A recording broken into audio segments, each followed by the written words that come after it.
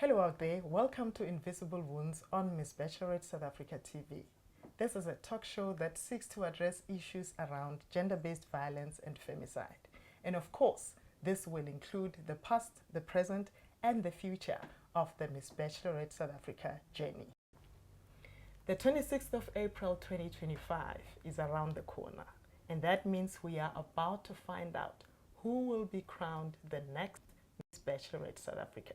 In studio today, I am joined by the finalists who are in the running for the coveted title of Miss Bachelorette South Africa 2025. And on the other side of this, I will be speaking to one of them. In the meantime, please remember to subscribe to our channel so you do not miss a thing.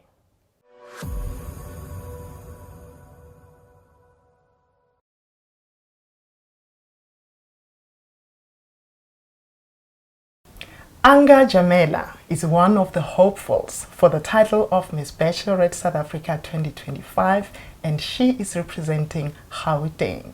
Anga, welcome. Thank you so much for having me. So, Yes. the 26th of April is almost here. Yes. How do you feel? I'm excited, I'm anxious, I'm nervous, all at once. But there's a certain level of exhaustion and just wanting to get it over and done with at this point. The journey's been long. I can imagine. The journey's been long, but so fulfilling and so empowering. That is awesome. Yeah. That's awesome to hear. Let's take a step back a bit. Who is Anga? Anga is an almost 40-year-old young woman, independent, unmarried, so fitting the qualities of Miss Bachelorette. Originally from the Eastern Cape, a small town called Adelaide, just outside Fort Beaufort in the Eastern Cape. However, I grew up in Mpumalanga when my father got a job at one of the power stations with Eskom, and we ended up moving there, and I stayed there. So I went to school there, high school, and then went on to graduate at WITS. And I am now a communication specialist with a 12-year-old little boy going on 18. At that age, they think they know everything. And pageantry has always been one of my passions, and hence the desire to enter Miss Bachelorette. I was about to ask you, have you always been a pageant girl, or is this your first experience in a pageant? I've always been a pageant girl through and through. My mother used to enter me into pageants from when I was younger as 6. Oh. But I always tease her about that and say this was you living your life vicariously through me, because I didn't have agency at that age. But good for her, because I ended up growing to love pageantry. But I think in more recent years, part of why I have, fallen in love with pageantry, because I had to let it go for some time to raise my son as a single mother. Yeah. I've now fallen in love with it all over again, but more so because of this idea of beauty with a purpose. It's not just women parading on stage with, half naked, so to speak, but really there is a purpose behind it. And for me, that is what speaks to me most importantly. That's awesome. So, what is it that stood out for you when you discovered Miss Bachelorette South Africa? What is it that stood out specifically about Miss Bachelorette South Africa? I think it was potentially two things. Yeah. It was the age group one, because I thought, I think when I first discovered it, I was in my late 30s, possibly 37. So I thought, okay, great, I've still got lots of time. My son was still a little bit younger then, so I thought, okay, maybe let me wait for him to get a little bit older. But certainly the age factor was great, because like I say, I thought, okay, I've got plenty of time, maybe if not next year, the year after. But also the introduction of the Miss Bachelorette Foundation particularly stuck out for me, because I run independently a school uniform drive where I supply school uniform to underserved communities in Mpumalanga, where I go to a PEP store and I pay for uniform that's on lay-by. So when I saw that aspect on Miss Bachelorette, and that you over and above capacitating families in Alex with business skills and business equipment, but you also supply school uniform to those families' children, that particularly stuck out to me, and I thought this might be an opportunity for me to grow my own philanthropy. So it became a chance for me, and I decided to take a shot. Awesome. I'm glad you are mentioning Miss Bachelorette Community Foundation, because I also wanted to find out from you, suppose you get crowned Miss Bachelorette South Africa 2025. Obviously, that means the journey continues in a way, because, you know, there will be responsibilities that are assigned to you. And one of them will definitely be you introducing a new approach or a new project in the Miss Bachelorette South Africa community foundation side. What is it? What project would you come up with, if anything? Other than your existing. I was about to say I'd love to continue that. But I think over and above, you know, the school uniform factor, I believe in just teaching people how to tell relevant stories that could empower themselves. So I happen to also work for a foundation as my day-to job, as my 9-to-5 daily job, whereby one of the things that we constantly have to do as an NGO is raise funds. So I would like to be able to assist people and capacitate them with the ability to put themselves forward by just being able to present the very best of themselves. And if I can mention, one of the things I'm certainly proudest of in my journey was being the first finalist to raise the full sponsorship amount that was expected of us. And I was able to do that by being able to project myself and by putting the best version of myself forward, by writing a letter, my own letter, over and above the letters that were provided by Miss Bachelorette. Because for me, it was important that, yes, I know Miss Bachelorette, but some people might not know Miss Bachelorette. However, they know me. So it was just about presenting myself, the reasons behind why I entered, and what all of this money is going to be doing. And literally within 2 weeks, I was able to raise that money. So for me, it's about really just providing people with the skill to be able to put themselves out there, promote the best versions of themselves. That is awesome. You know, GBV continues to be a pain. Would you say at this stage we have tried all we could? We must just continue? Or is there anything new, any miraculous project or any involvement of somebody or some organization, or maybe even our government? Do you feel our government is doing enough? What else do you think we can do to try and combat this? Our government is certainly not doing enough. And I think as a society, we are not angry enough. The fact that a 7-year-old is raped at school by a caretaker consistently and nobody notices is a very big problem. I think adults are not assuming the responsibility that they ought to be assuming in society. The mere fact that you've got a 50-year-old who sees a 7-year-old as a potential girlfriend versus a child that they ought to be taking care of says the very fabric of our society needs attention. Absolutely. I think we end it with social media at campaigns like Me Too, and we don't take sufficient action. If government is going to act, and I always make reference to the women of 1956, they marched to the union buildings against that very unjust society that they lived in. And until we decide for ourselves that we are going to march every Saturday from 9 until 12 to the union buildings, there's always room and opportunity to do more, to get our government to listen, to get them to take us seriously. And in the process of marching, making sure that something gets to be done. 100%. Because, you know, there are so many, like you mentioned, there are so many hashtags and projects that have beautiful titles and all, relevant titles for that matter. But is action actually be taken? You 100%. know, I always say we organize like marathon against GBV, but at the end of that marathon, what have we achieved? What exactly are we doing? Because we have spoken, and I think we are beyond a point of speaking. Speaking is no longer enough. Action needs to be taken. Action needs to be taken, but I tend to feel that there's always room for dialogue. Yes, let's always talk, but it's always about who is in the room when you talk. Are there enough men in the room? Are there policy makers in the room? Are there leaders of, you know, traditional groups, you know, where the ones that tell men that men don't cry? Do you have those people so that we change the narratives in society? So dialogue is always necessary, yes, but who's in the room? Have you defined the impact for yourself?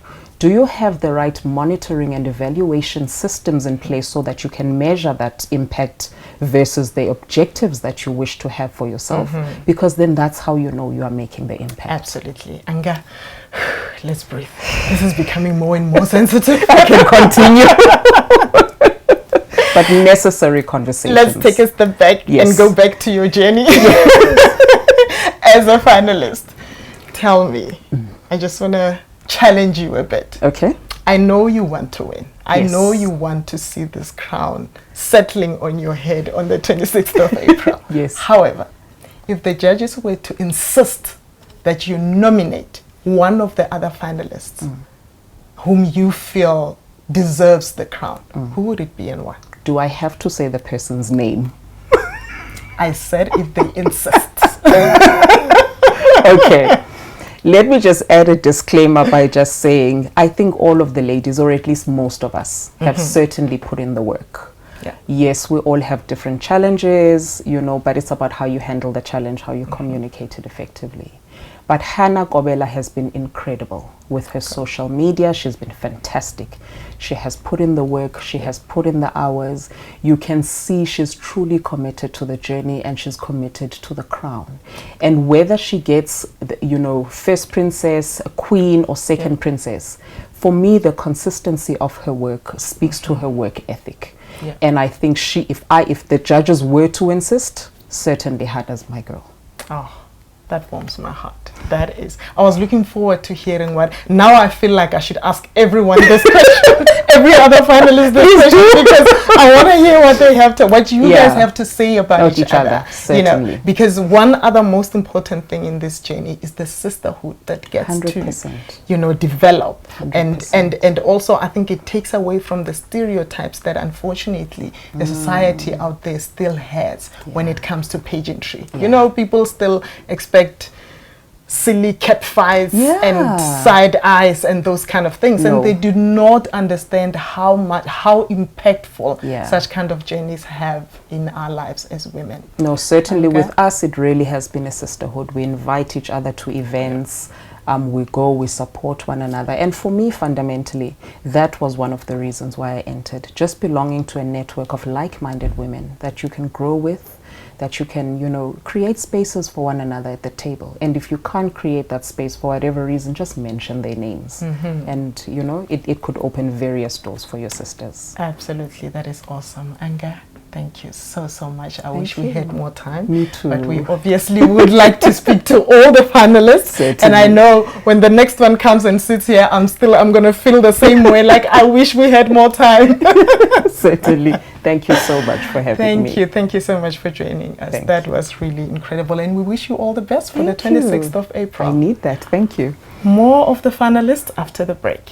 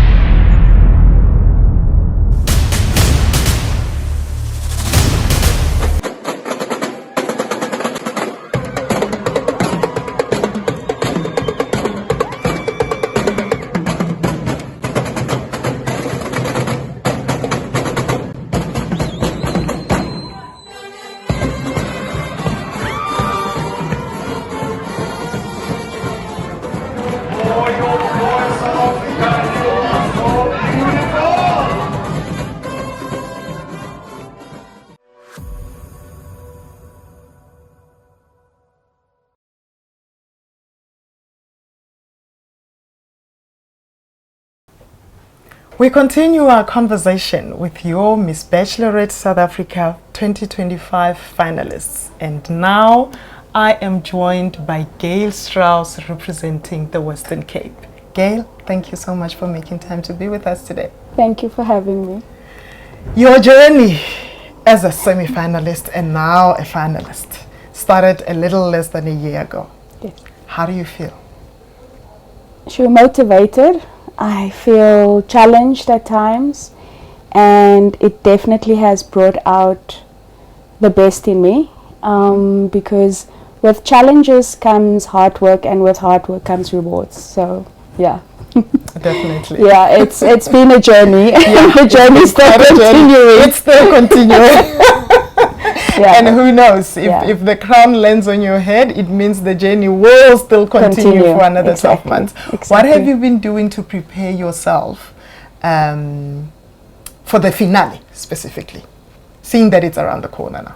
Okay, so I've been watching a lot of videos with regards to pageants. I have also somebody that comes to my plays and motivates me and looks at the way that I walk, because I am a model. Oh, yeah. But it's a different walk on being a model. You can't smile. You know, there's definitely a difference. So just making sure that I'm ready for this. And I think for me, this is just a self-healing journey for me right now. So working a lot with myself and the healing process is now continuing for me. Maybe let's revisit what you said earlier. How has Miss Bachelorette South Africa, the journey itself, impacted your life so far? It's definitely impacted my life on a very, very positive note. I think of all of this, what I'm taking out is, the journey being a GBV survivor, but now going to the next step and helping those and motivating those that is going through this, or that has gone through it and hasn't worked through it. I also feel like the sisterhood that I've created within the Miss Bachelorette, I think that is the one thing that I will take away from this. So Miss Bachelorette has also impacted me in a way where I am now looking at life differently. So when you're a GBV survivor, you always feel like you're a victim, right? Yeah. I'm no longer a victim. I'm now victorious. Wow. So I think that is the thing that I've taken out from this as well. But that's awesome. Speaking about you being a GBV survivor yourself, without necessarily going into details in terms of your personal experience, how do you think we can break the silence? Because I think that's where it starts. For as long as GBV victims are silent, we do not know how rife GBV is in our society. So it starts by breaking the silence, having the victims speaking out. How best can we help those that are still, to break out? I think being a support for someone. Do you know, when I went through my cycle, right, the first people that you usually go to is your family. And sometimes your family do not offer you the support that you're supposed to get. But I had somebody that believed me, and that person was the person that I went to, right? And that person didn't gossip about me. Yes. I think this is the thing, when somebody approaches you for help, doesn't mean that we should make their life a subject. We should really just be there for one. Yeah. But how do I break the cycle right now? I actually, when you're a GBV survivor, you always pick up when somebody else. It's the same when you're a rape victim, which I am. So I can pick up when I get there's certain things that people are and how they do it. So just saying, I'm here if you want to talk, not forcing anything. But I also do not keep quiet anymore. If I see something happening in the public, for instance, if I see a woman gets disrespected, either by a fellow gentleman or a lady, I do not keep quiet about it anymore. I actually say, maybe you can speak a little bit better, or, And there was one instance recently where a gentleman did hit the person, and I phoned the police. I didn't announce it, I didn't make a scene, I just went around the corner and I phoned the police, and the police came to the scene. Okay, Yeah. Lovely. That's lovely to hear. Now, on a lighter note. Yes. Let's move away from the serious stuff a bit. Have you been in I hear you're a model, right? Yeah. Like you said earlier. Have you been in a pageant before, or is this your first? When I was a child. When you were how young? I was 15 years old. Yeah. Oh, okay. Now that's a while ago. I'm asking you this because there are pageant stereotypes that I think is important for us to break, so that the society out there can learn better about pageants. Absolutely. They can understand the importance of pageants and the impact that pageants can make in people's lives, not just women, because we do have male pageants as well, and I'm sure they are just as impactful as female pageants are. What is the one stereotype that maybe you had, or you hear a lot of people out there have about pageants, that you'd like to just clear out now that you have been in a pageant as a mature woman? That anything that you can I think that that people are rude, and I think, like, those movies that we've watched, that people get pushed off the stage, and actually in this specific one, maybe other ones, but this specific one, we haven't had that. And we are going to the finale, so we're not sure what that's going to happen. But I think that stereotype is like, it's over. I don't think women compete on the level that they used to compete anymore. Okay. I hear you. I hear you. You think even if it's competition, it's a healthy competition. Yes. It's a more mature, it's more motivational. Exactly. You look at the next woman, you look at her achievements, and you get more motivated. Absolutely. You don't want to take away what she has, but you also get motivated to say, you know what, I want to step on and also climb up the ladder as much as I can. Lovely. 3 strengths that Gail has that you would like for us to know. I'm very resilient, I'm very passionate, and I show a lot of compassion to people. That is so sweet. And I think I have seen traits of that every now and then. Okay, before I let you go, Gail. Yes. Queens literally trip and fall on stage. Is that your biggest fear about the finale? No. Because I get up and I walk on.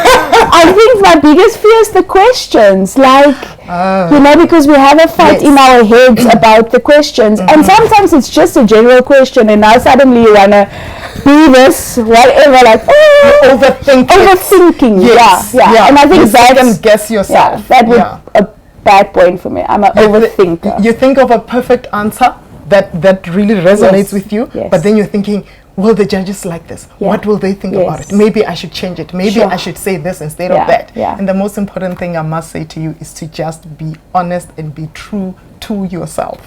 That first answer that comes to mind is just likely exactly. Oh, nice.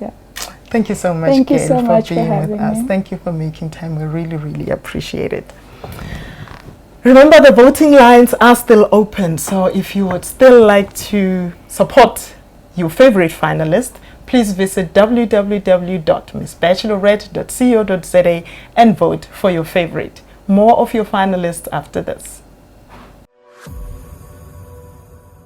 Welcome back to Invisible Wounds, and today we are talking all things Miss Bachelorette South Africa 2025 finale. I am continuing our conversation with our finalists, and now I am joined by Hannah Kobela, who is representing Limpopo Province. Hannah, welcome. Thank you so much. So lovely to have you in studio today. The day is almost here. The 26th of April is almost here. Yes. How do you feel? A bit nervous, I must say, following that I haven't done this before. But yeah, man, we got this. Yeah, you got this. You got this, right? Got this, yes. Before we delve into it, let's talk a little bit about you. Who is Hannah? Hannah Kobela is a lady that is coming from Bulovedu, deep in the rural areas of Bulovedu, in a village called Mawa Block 8, born and bred there. And I normally say this, I love the fact that I was raised by my grandparents in my mom's absence since she was at varsity. But yeah, I was raised by my late grandparents, Gogo Maria and Gilbert. May their souls rest in peace. So yeah, I therefore schooled at, I'm one that normally say, I schooled there in the rural areas and completed my high school at Kisetwane High School, Bulubedu. So Kisetwane, then proceeded to Capricorn TVET College. Then following my hard work, I can say, I got the privilege to be employed by the same TVET sector. Then I therefore decided to say, growing up, I didn't want to only own a diploma. I actually wanted a degree. So it's best that before I can do the many things, let me just take myself throughout the journey. And voila, last year, I gained myself a BCom degree with Regent Business Institute. And currently I'm working as a state accountant. So awesome. yeah, Awesome. and yeah, that's in short what I can say about Hannah. So I can write a book. Yes, you most certainly can. So you mentioned that this is your first time. Are you saying it's your first time in a pageant? You have never done a pageant before. What is it that motivated you to enter specifically for Miss Bachelorette South Africa? A history that I've been waiting to share. I remember I was from work at some point because I have a lot of work, so I was working over the weekends. It was on a Saturday, so I was seated on the bed, scrolling around TikTok, just unwinding. Then I saw the pageant, but I was like, I passed it. Then on a Monday, beautiful Monday morning, I check my Instagram messages. So I see my cousin has forwarded me the link. She was like, I think you can try this. And I'm like, I think I saw this in passing on Saturday, God given. So why do I have to ignore it? Following that, people have been making comments on that month. I'll meet people at work. They were like, oh, we thought it's a model, so it's you. So I'm, the discernment spirit. So I'm like, okay, maybe this is a sign. I need to actually do something about this. So I went through the pageant page, then I checked everything, the requirements and stuff. Then later on, I'm like to my mom, you know what? I saw this and I think it resonates because I feel there is a story that I need to tell. And as much as I'm way too kind, I love healing people through talking. I was like, this is it. So my mom was like, no, you can do it. I was like, are you going to support me? Fast forward. Here you are. Again, given the fact that this is your very first pageant, what did you expect? Oh my. And how has the journey been in comparison with your expectations? Having said that, I always believe that I have the voice to can help the many. So when I read through it, gender-based violence and femicide, I'm a prayerful person, Hannah, hence the name. So I was like, okay, here we're going to be dealing with gender-based violence and femicide. And I know that deep down, I always wanted to talk to the world, but I did not have the right platform.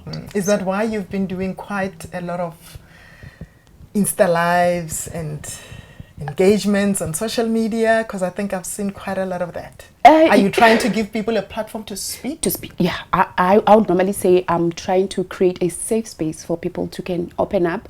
And you don't want to know how my lives came about. I think we had a wellness day at work after being inaugurated as semi-finalist. So I took my camera and I'm like, when I go to the stadium, I'm just going to take pictures.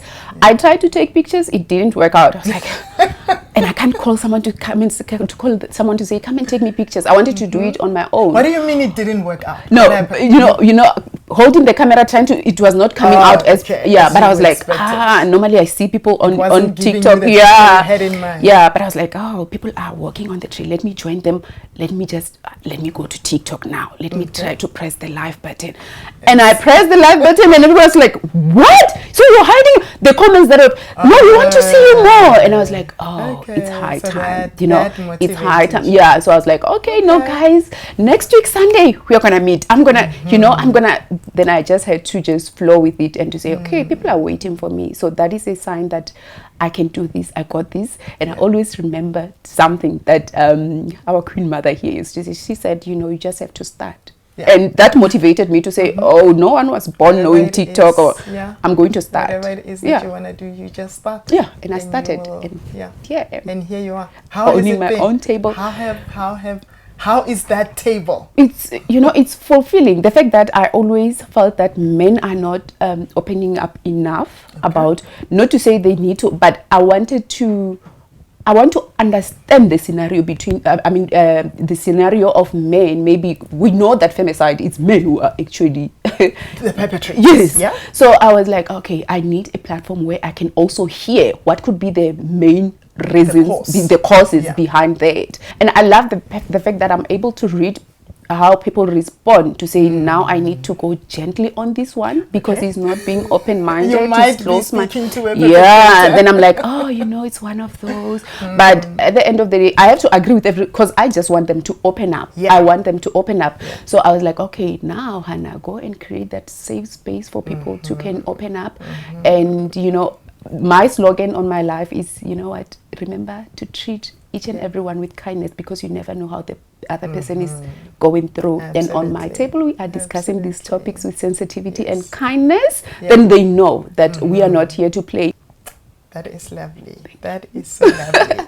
And I want to say to you now, no matter what happens at the finale, please continue with your table. Most definitely. Because I strongly believe, just like with, the purpose that drove you to start it in the first place, I think you are serving that purpose and you should not stop. Most definitely.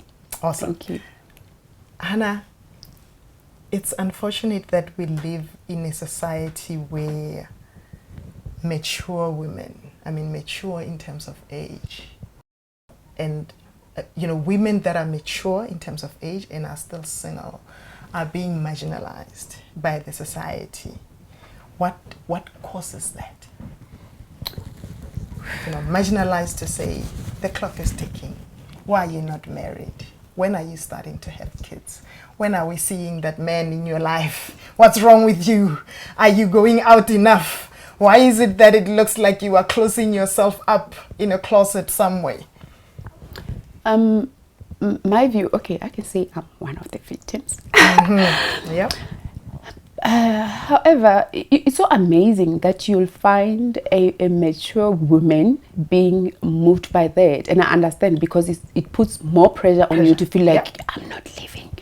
But maybe if you can remember that you're not living your life for anyone. I would say, growing up, I have a lot of cousins who are married. Yes. They are married. And I'll look at myself to say, oh, they're married. And they are on your age They are on my age group. And I feel like I'm left out. By the way, I'm a mother of 2. Yes. Didn't work out. And it's okay, I left. Like in all the relationships, I was telling someone yesterday, no, I'm the one who left. Because I felt like it's not serving me any purpose.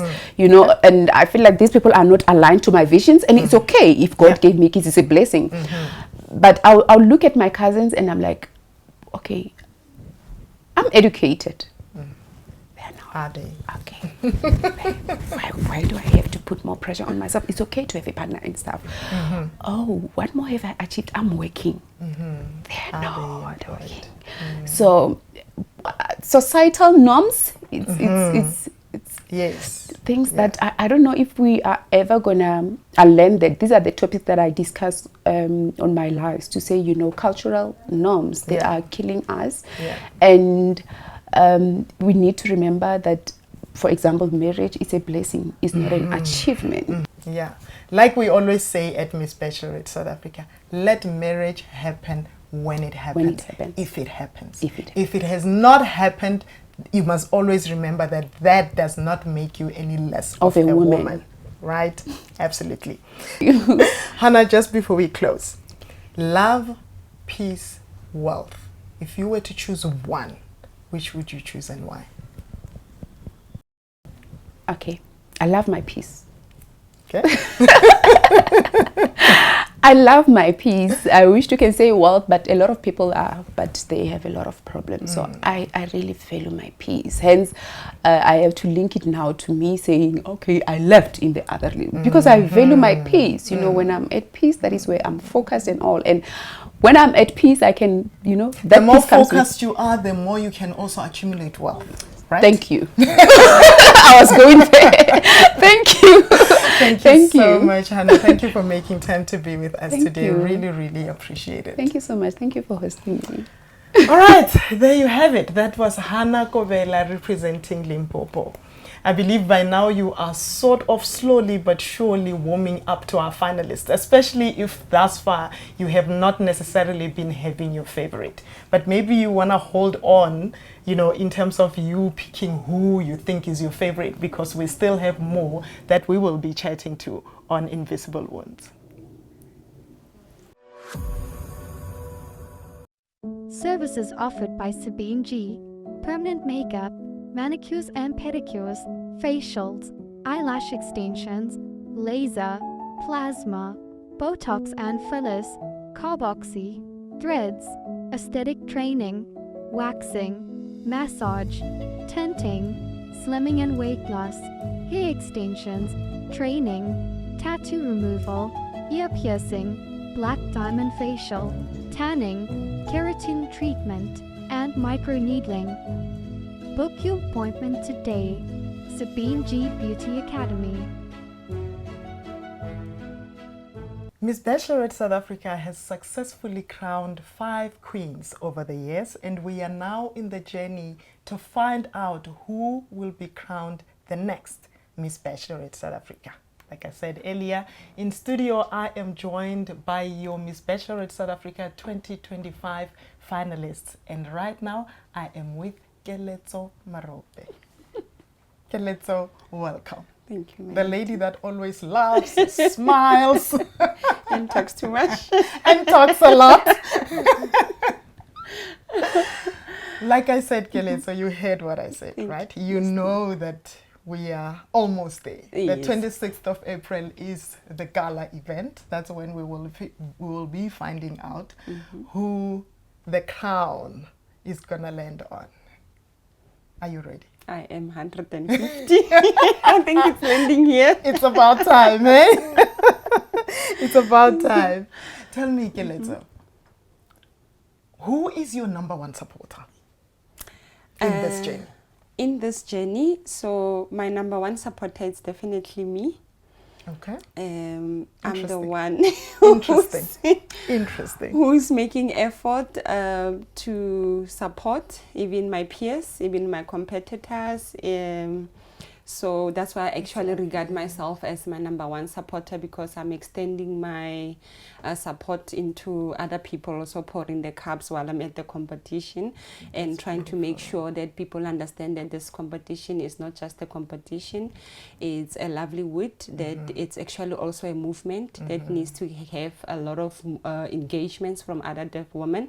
So I try to make sure that I understand their vision also, and I push what they are also about, just to make the conversation and the knowledge about this foundation be known and well understood.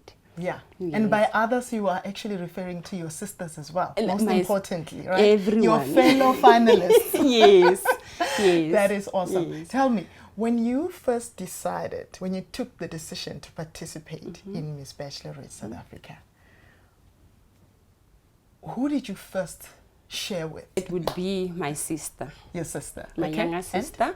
And then obviously I thought she would also walk my journey, but she never liked entertainment. However, she was the one that said to me, yes, do it, because like you're saying, you've been a very good person to people. So this is what you've been doing your whole life. So you love this. So if you feel you are turning 40 and you want to go and still carry on doing your charity work, and at least on a different platform, then it's for you. So she was actually my #1 girl to tell me, listen, do this, it's okay. You're allowed to. So we could safely say your sister is your #2 supporter. It's my #2 because supporter. your #1 I'm supporter #1. is It's yourself. me. Definitely. Nah, that is Yes. awesome. That's awesome, Keletso. How would you say the journey has impacted your life so far? Sure, tremendously. I think I have a quarter shop now. I actually have a restaurant running because of Miss Bachelorette. Really? Because when I realized, obviously I have to go and do sponsorship and all that, and I realized obviously it takes time for people to respond and so forth, but then rather do something while you're waiting. You know. So I now officially, people are demanding menus from me because of this quota thing. I was selling like literally just the quota with acha, chips and polony. Have you always been good with food? Have you always been good with cooking? I think it's my love language. So entirely, even my kids, I think I have over 50, 60 kids back home. I have also grannies that I take care of. So even doing this, actually entering, was obviously because I wanted to spend my 40th, you know, doing what I love, because I felt like, oh, I don't have a house, I don't have a car, you know, when people, how they measure success. And then I think that's how I actually entered this competition also. You wanted to find something that you can do by yourself, for myself. Absolutely, that is awesome. Was this your first pageant, by the way? Is this your first pageant? No. Not? Okay. How many have you been through? A lot. I was about to say, you know, that no is so confident. It looks like there's been a lot. Okay, which was your most recent before Miss Bachelorette? My most recent was when was it? last year. So I went to South Equator. I was also a finalist for Miss South Equator. It was held in Durban. What is that? Please share. Miss South Equator also, they work with disability. Also, they do disability. They do animal care also. So it was also part of a life-changing type of a scenario towards other people and so on. So it was more around disability and charity work. Yes. That's lovely. Yes. I'm glad you have a pageant background, because then what I'm about to ask you would be will definitely be relevant. Looking at the history of pageantry, the evolution in pageantry, what is it that you think people still need to learn? Because unfortunately we find that there are a lot of stereotypes around pageantry that sometimes stem from the history of pageantry, you know, the inception of pageantry. The fact that back in the day, pageantry was all about physical beauty. You had to be a certain body structure or body size. You had to be a certain height, sometimes even a certain skin tone and all of that. Because some people are still holding on to that. They unfortunately are missing out on the evolution of pageantry, how much it impacts life, you know, how much a difference it can bring in one's life, either as a participant or empowering you enough to go out there and make a difference in other people's lives. What is maybe the one stereotype that you find, unfortunately, people are still holding on to when it comes to pageantry? I think exactly what you just said.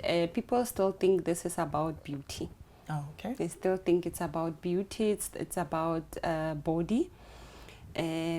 I think this initiative also, the reason also that I'm here is because I tried having an organization like this because I wanted to expand the knowledge around beauty.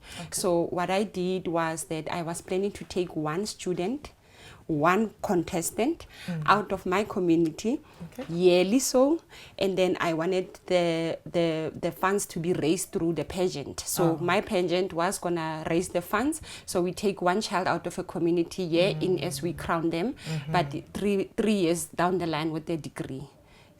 So that was my initial plan. So that's why I had to, that's how I meshed with the municipality back home. I was still in the process when I tried to, I think it was NGO back then, because now we're sitting on NPOs. So that was my initial initiative of trying to change the game and make people aware that beauty pageant is not generally just about beauty. It's about a lot of things that we can do to change lives.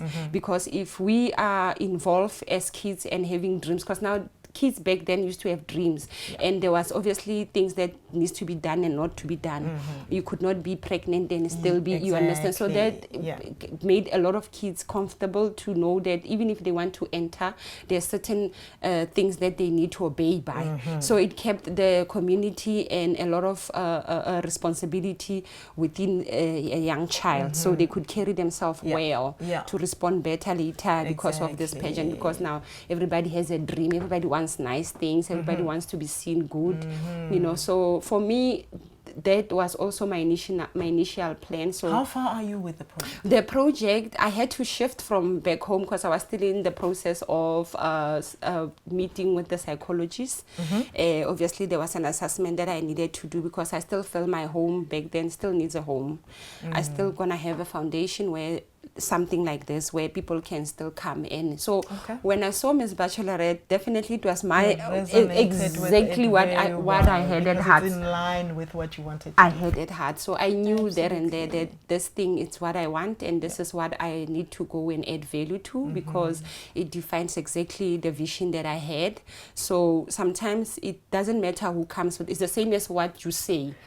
It doesn't matter how important what you're saying is, it's how you say it that matters. So now that you have it's already here, that's why I'm actually coming home trying to be part of the like I even look at the girls straight in the eyes. I tell them, listen, whether I win or not, can we just come with the purpose of why we were here, so that we serve that purposes, all of us in our different angles. So what you're saying is you are actually picking up learnings in your journey within Miss Bachelorette that you feel you can go and implement in your own where project. I feel like my input even here, it's piece and puzzle of what needs to happen. So my vision that I had for myself is already being experienced. So I'm adding value to it because that's why I understand the mandate. That's why I understand why I'm here. That's why I understand what needs to happen here, you know. So that's why I'm actually here. Oh, that's lovely. Thank you. Okay, so going back into your journey, the prejudging session, the interview session, where you will be sitting in front of the judges. One more time, come to think of it, it won't be your first time. You have done it as a semi-finalist, moving on to becoming a finalist. How are you preparing for that? Because that will literally be the last leg, you know, towards the determination of basically where you stand, because you know that, you know, the most part of the judging is done prior to the finale. Okay, I think I come as I am, usually. I love that. Suppose you get crowned Miss Bachelorette South Africa 2025, and shortly afterwards, you grab an overseas career opportunity. What do you do? Okay, I will have to stay the course. I think my career is gonna lose out because obviously there's a purpose I'll be serving, and it's a purpose that I've worked towards. So nothing actually just comes. Everything can come as it comes, but then the overall, I think, would be that I was already in a journey. So I had a purpose, and I was literally have to serve it, because it will be pointless for me to have a purpose and get a chance and miss out on the chance. Yes, and try to evaluate two chances because opportunities landed at the same time. So an opportunity that's already of existence because we've built it. I've built this. So literally I've worked to you. You understand? So I could not. I would stay with you. I think I would stay with us. I would stay. I was choosing you. I would choose you. I'm happy to hear that. Keleza, thank you so much. Keep being your bubbly self, even beyond the 26th of April, regardless of what happens. All the plans, all the dreams that you have of changing lives out there, do not drop them, regardless. Thank you and so I'm much. glad to hear that you're saying you are learning a lot. You are, you know, taking something out of the journey that you are using out there to make a difference. So soldier on. And I am also making a commitment to say, just like we did with the other queens of years gone by and the other finalists of years gone by, we will always be here to support you regardless. Thank you very much for making time to be with us. More of your queens will be coming up after this.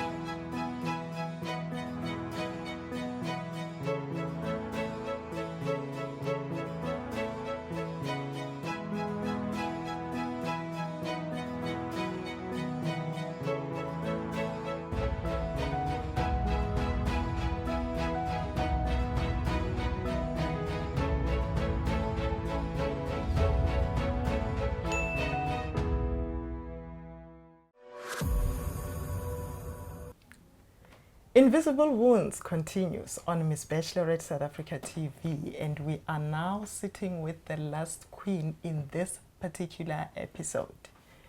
Her name is Lebogang Pilani, and she is representing the Northwest. Hello, Lebogang. Hello, Refile. How are you feeling? I'm good, and how are you? I'm good. How do you feel when you think about the 26th of April 2025? The day that you probably will never forget ever in your life, regardless of what happens on that day. You know, I've been preparing for that day. I wish it was tomorrow.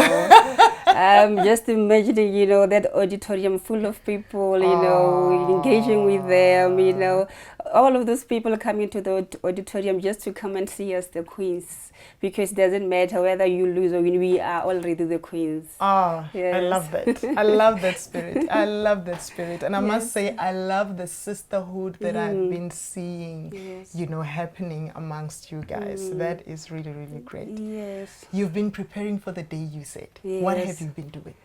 You know what, I've been going out there telling people about Miss Bachelorette, because this is a brand, you know. Before people can come to auditorium, I have to tell them, hey, there is this project, it's in the form of a pageant. Come and see us, you know, we need the funding, we need this. Even though, you know, it's not an easy journey. Absolutely. But when the other door closes, you go to another one. Exactly. You continue knocking. That's how life it is. Yeah. You know, you can fall down, but you don't remain on the floor for the rest of your life. You have to get up, dust off that, you know, shake off that dust and move on. Say, people, I'm preparing, come, please show up, do something. You can vote. You can vote. There are fundraisers. There are tickets. There's something that you can contribute. That you can contribute. Exactly, towards this beautiful cause. Yes. That is awesome. Lebogang, have you always been a pageant girl, or is this your first time? When I grew up, yes, I used to be a pageant girl. I love to enter, but you know, I'm a shy person. But I don't know why I love entering pageants, because I know I'm shy. You are shy. Oh, really?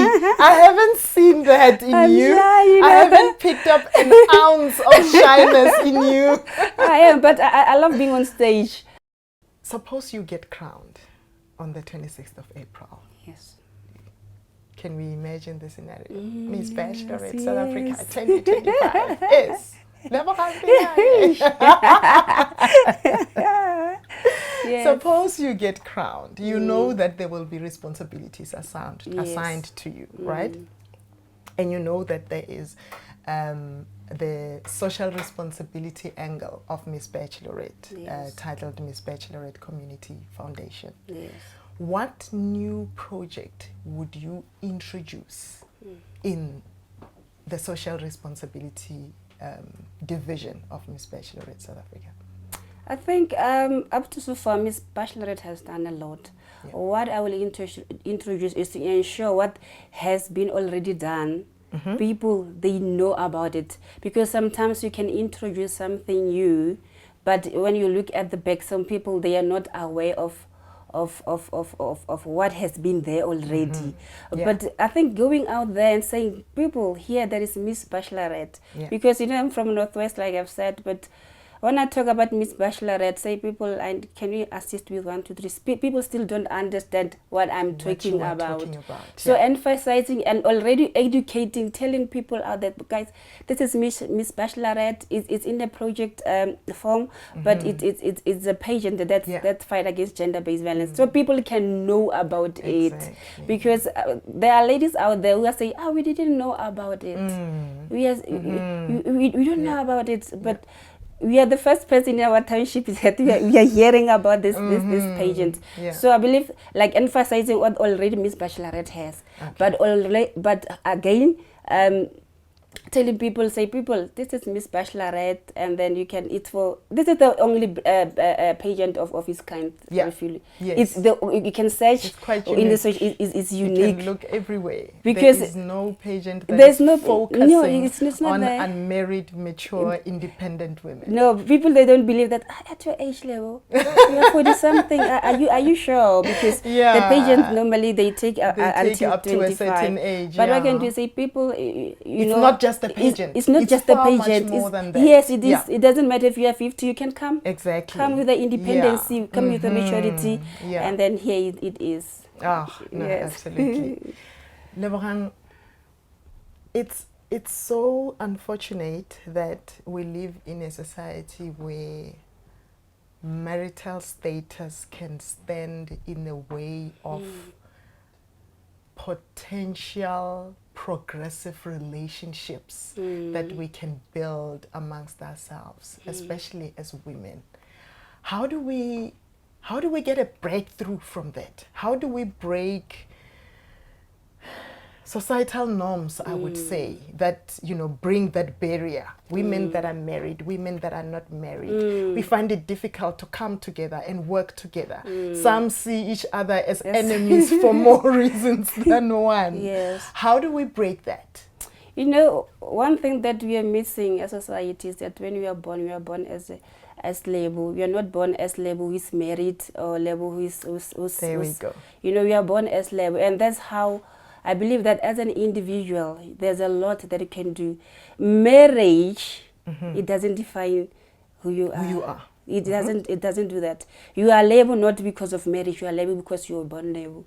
So marriage is just that. Yes, I'm not saying it's bad. Like you are married to a wonderful person, yes. But you have to find yourself first. Yes. You have to find yourself as a single person. And when you get, just because you 40 something, you're not married, doesn't mean that you're a spinster or something. It doesn't make you any less of a woman. Not at all. I'm not a spinster. Yes, I'm going to get married at the right time, not because I'm under pressure or my family is forcing me to do that. It must happen when it happens. Yes, if it happens. And even if it does not happen ever in your life, it still does not make you any less of a woman. Exactly, because you know, Miss Bachelorette, I'm independent. I know that.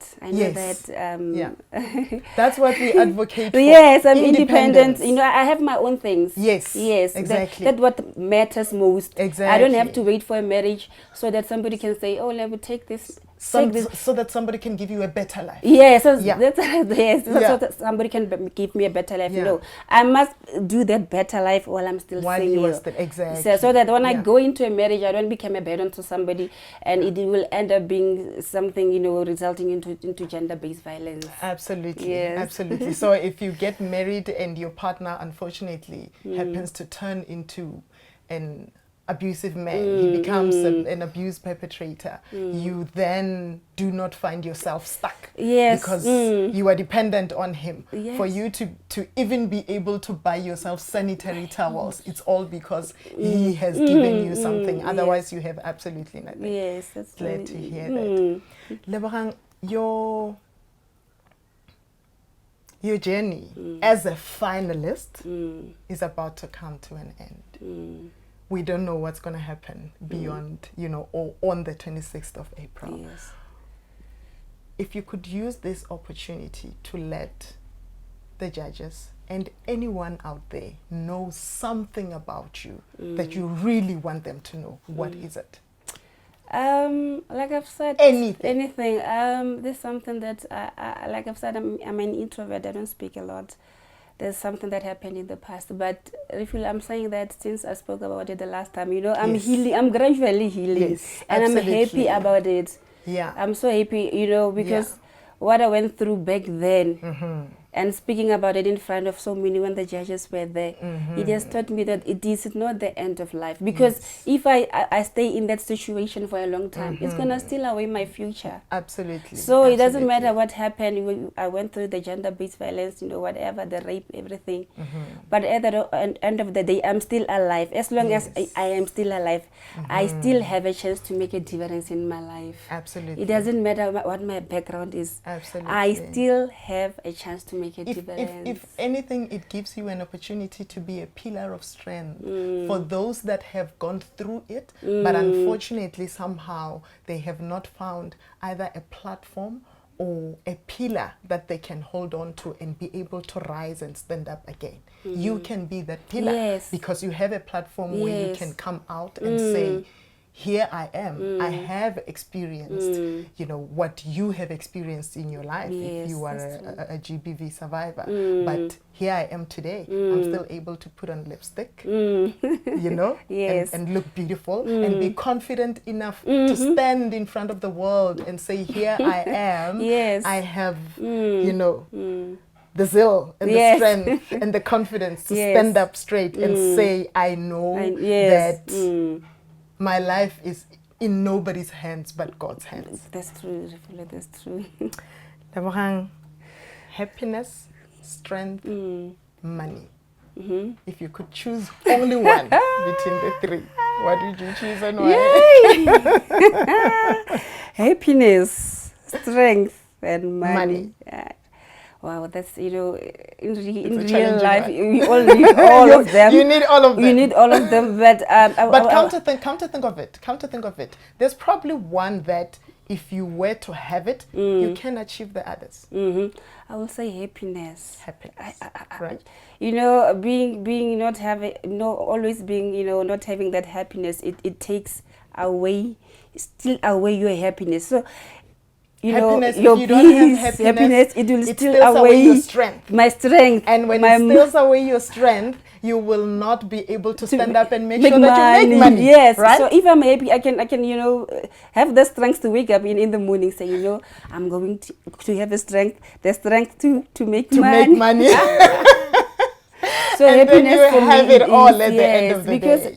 If it's not happiness, you know, it's going to be fear, those things that which are going to steal away those things. Because without happiness, I won't be able to make money. Without happiness, there's a lot of fear, there's a lot of low self-esteem. That's true. And therefore you wouldn't even be able to sit here in the first place. And the most important thing is that you need to learn to be able to make yourself happy. That's true. Before you can depend on someone else to make you happy. Lebogang, thank you so much for making time to be with us today. We really appreciate it. And we wish you all the best for the 26th of April. I can't wait for that day. Thank you so much. There you have it. That was Lebogang Pilani representing the Northwest. And this was our last queen for this episode. Please join us soon in the next episode as we will be bringing you more of your finalists who are in the running for the coveted title of Miss Bachelorette South Africa 2025. Please remember that tickets are still available at Web Tickets. Go grab yourself one so you do not miss out on the glitz and glamour. Until then, have a lovely one.